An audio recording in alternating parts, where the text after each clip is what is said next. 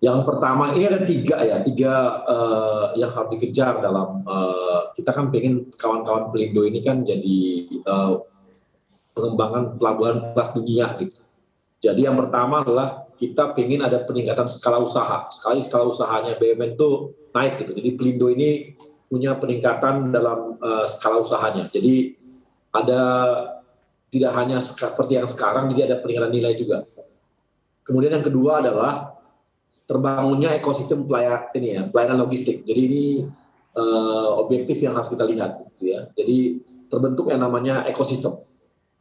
Kemudian yang ketiga adalah konektivitas dan standarisasi pelayanan. Jadi di samping connect, dia juga punya standarisasi pelayanan. Jadi inilah tiga kondisi objektif yang kita inginkan supaya Pelindo itu jadi kelas dunia gitu. Di samping tentunya kita punya punya hal-hal objektif yang kita inginkan, misalnya bahwa nanti dalam tempo dalam tempo 4 tahun misalnya ada peningkatan pemasukan negara, kan semua kan turunannya kan ke nilai-nilai juga mencapai 7,6 triliun gitu ya misalnya, atau dia menghasilkan lapangan usaha kerja baru gitu ya, dan itu kan semua dikuantifikasi. Tapi yang pasti kita mau di samping ini ya, di samping tadi adalah kita urusan logistik jadi murah, tapi ada hal lain juga yang kita inginkan, yang lebih besar daripada sekedar hanya penurunan biaya logistik.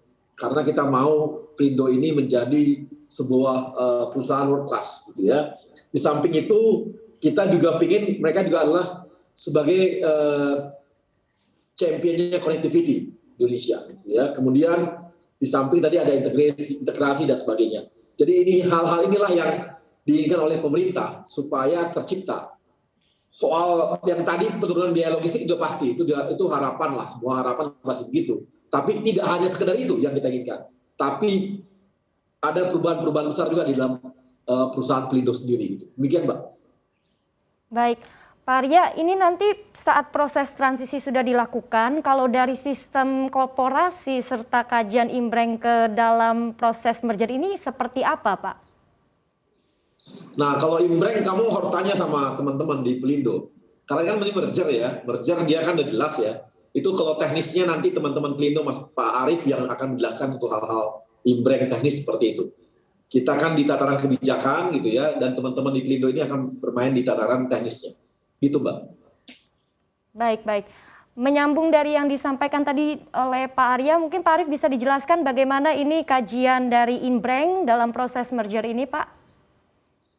Oke, nanti end state-nya Pelindo itu dari 4 akan menjadi 1.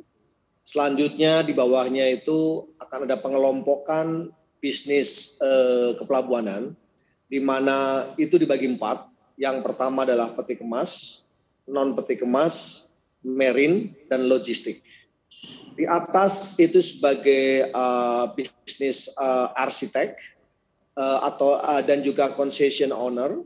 Terus di bawahnya itu adalah regional coordinator, dan subholding tersebut menjadi business owner.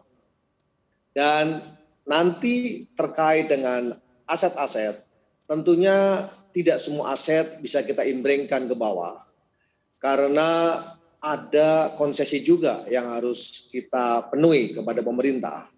Jadi aset-aset bergerak seperti equipment dan kapal itu bisa kita imbrengkan ke anak perusahaan, dan tentunya akan dikelompokkan.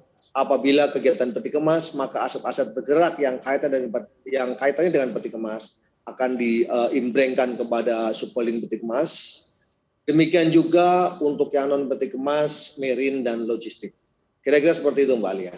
Jangan lupa install aplikasi CNBC Indonesia yang ada di App Store dan juga Play Store untuk terus ikuti perkembangan berita dan informasi seputar bisnis yang terkini.